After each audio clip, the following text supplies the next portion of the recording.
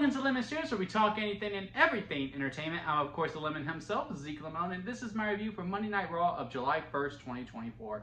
But before we get into that, let's get the house clean out of the way, shall we? I'm going to leave a like.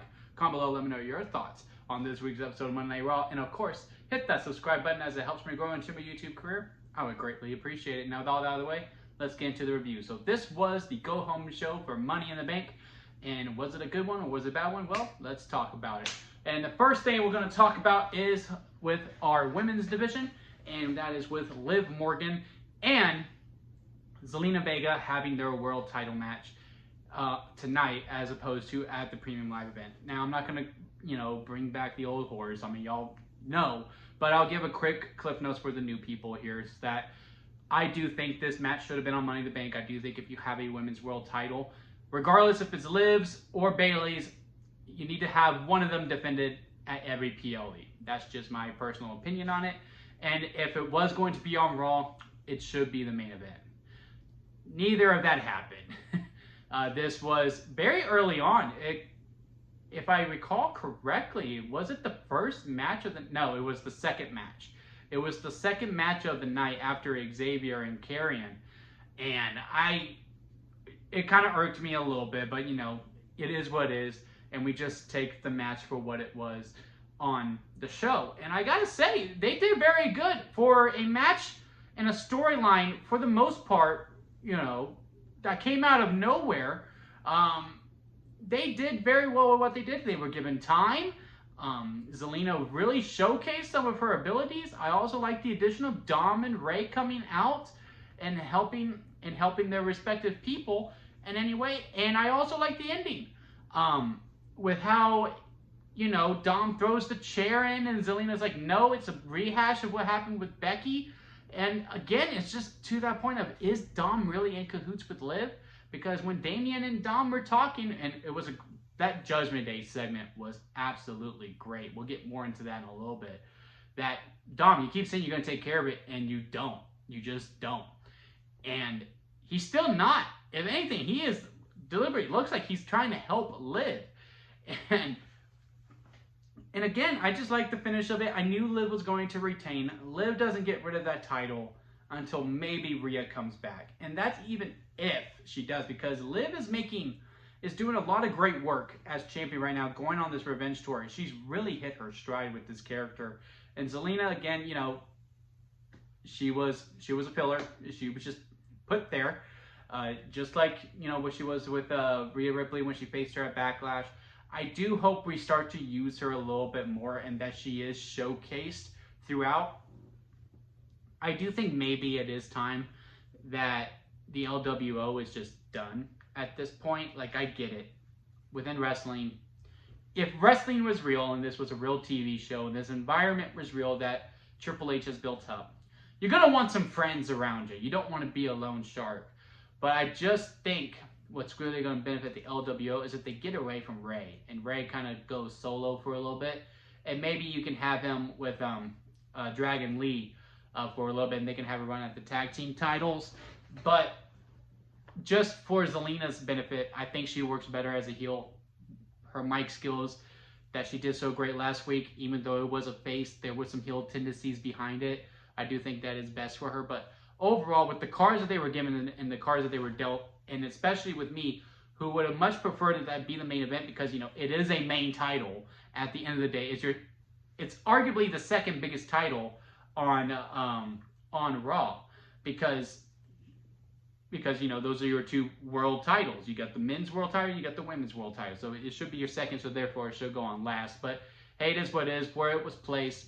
They did great for what they were given, and it was also a good through line throughout the whole entire show. Again, back to where Raw and SmackDown really is what Triple H has done, is that there is an A plot, a B plot, and a C plot, and then there is other things that are going on within the show, but there is that main plot, the stake, if you will, that goes throughout, and it has been Liv Morgan and Judgment Day.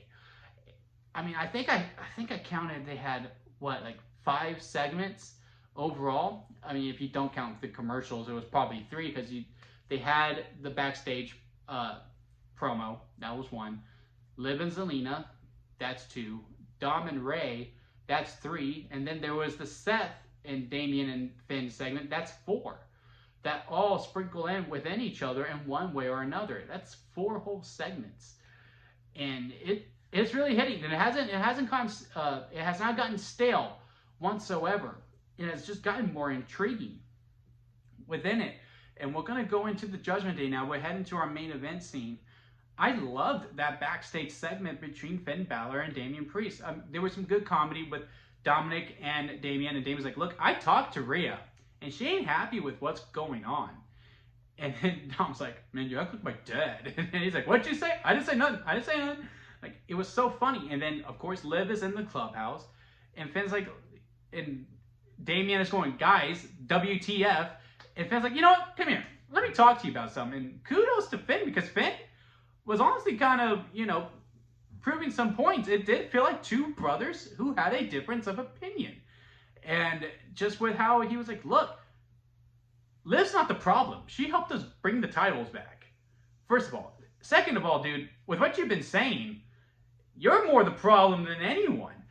And Damian's kind of looking at him a certain way, which now it really makes the main event, because I'm assuming Damian versus Seth is the main event, because I really doubt the 6-man tag will close the show. Again, your titles should close, especially the world title if it's defended. And they did that at Clash, I assume, so especially with the stakes, even though they're high, but they're not that high, you know what I mean? Like the gentleman's bet, it's only, the stakes don't only feel so high is because the characters are taking it so seriously. Although, on paper, you're just like, okay, like it's really not that big. With Seth and Damian, because if Damian lose, it might be because Finn just cost him. He's like, look, let's just cut this dude. He thinks he's all that, and he doesn't think he needs a F him. We don't. We got the titles. Liv's doing some good, because I do think the end game here is that Rhea and Damian turn face.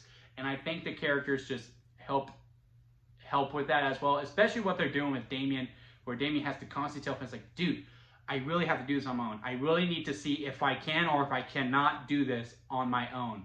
I love that storyline throughout, and also with how SummerSlam is, because if Damian wins, it's him versus Gunther, which could be a fun match. It could be a really good match. But if SummerSlam is truly to be the second biggest pay-per-view of the year, Finn versus Damian is a Mania-worthy type match, and you don't want to miss that peak. Which is why I think, Rhea is coming back sooner than later, because, again, you just don't want to miss that peak. And, you have Rhea versus Liv, you got Finn versus Damian, non-title, just, former brothers, now enemies. And then you got Seth versus Gunther for the world title. Those are 3 great SummerSlam caliber type matches. And then, you got Solo versus Cody, and all the other all the matches that would be following suit around the card. That's a good SummerSlam card, those 3 matches. And then, you got Punk versus Drew. Those would probably be the 4 for Raw. I gotta tell you, like, these segments have just been very, very good. They've been very, very good. And that's really for the main part with the main event scene. Drew qualified for Money in the Bank. I'm asking this in the community note, so you can head to the community tab. Here's that. What would you rather have? And I asked this on Twitter too, and it was split. It was 11 votes. 6 went to one way, 5 went the other. Do you think Punk is going to cost Drew during the Money in the Bank ladder match? Or would you rather have Punk cost Drew during the Money in the Bank ladder match? Or Drew wins Money in the Bank and he does cash in that same night. And then Punk screws the cash in over, costing Drew the world title for the 3rd time. And we have a failed cash in on the same night, which I don't think would happen. It has ever happened before, which also adds to the storyline very, very intriguingly. I prefer him costing him the briefcase. I just think we already had the loss 2 years ago now. I think we need, there needs to be a split between, there needs to be 4 wins for every loss or something like that, just to make sure that the briefcase still feels important, that you climb this ladder and you're most likely going to win a title, and you just need to build that up a little bit. I just think it's too soon to add another loss. So I think he's going to, and I would prefer that he loses the briefcase just for the briefcase's benefit. As for who wins Money in the Bank, I don't know yet. We'll do a prediction video later, and you can find my thoughts there. Now, on to the mid-card. Loved the segment between Sami and Bron. It was probably, like, out of the 5 matches, it was probably 5 because, you know, everything else was just so meaty. Like, I loved what we're doing with Bloodline 2.0 versus Cody, Randy, and Kevin. And then I also like the stakes between Damian and Seth for the world title, where it means a little bit more. And of course, you know, you gotta love multi-man and women ladder matches. They're just fun. So therefore, it was 5. I gotta say, after that segment, it might be my most favorite match to watch heading into the weekend. I mean, the promo segment where Sami's like, look, you may knock me down, but I'm just gonna keep getting up. You're not the only person to say that. And how Braun Breaker's going, look, Sami, I actually like you. I respect the hell out of you because everyone else is afraid of me. You're the only one who stepped up and said, let's go. But you're dumb. And then Sami's like, well, you're dumb for thinking you're just going to run over me. And then the whole segment afterwards with Braun spearing him and then going after him and then Sami jumping and he's hitting the steel steps. For my prediction, I still don't know who's going to win because you can go either way. If Sami is to win, he can't win by haluva kick. And 1, 2, 3. It has to be surprise roll up and then Braun Breaker kills him, or he wins by count out. And I don't know how satisfying that is. Or does Braun Breaker just squash and win? I don't know yet.